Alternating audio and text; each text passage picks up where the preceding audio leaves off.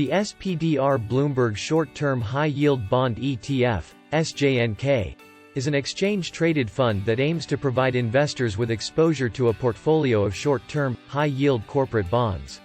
The fund is managed by State Street Global Advisors and is listed on the New York Stock Exchange. One of the main advantages of investing in the SJNK is the potential for higher yields compared to other types of fixed-income investments. High-yield bonds, also known as junk bonds, are issued by companies that are considered to be at a higher risk of default. As a result, they offer higher yields in order to compensate investors for the additional risk. The SJNK is designed to track the performance of the Bloomberg Barclays U.S. Corporate High Yield 2% Issuer Capped Index, which consists of U.S. dollar-denominated, high-yield corporate bonds that have a remaining maturity of 1 year or more, but less than 3 years. The fund's holdings are rebalanced and reconstituted on a monthly basis. One of the main risks associated with investing in the SJNK is the possibility of default by the underlying bond issuers. The fund is also subject to the risk of interest rate increases, which can adversely affect the value of fixed-income investments.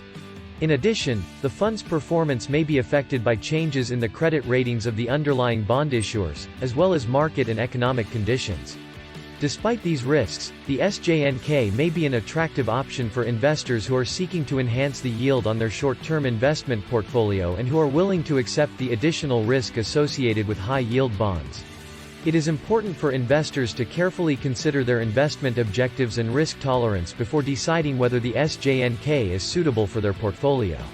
In summary, the SPDR Bloomberg Short-Term High-Yield Bond ETF, SJNK, is an exchange-traded fund that offers investors the opportunity to gain exposure to a portfolio of short-term, high-yield corporate bonds.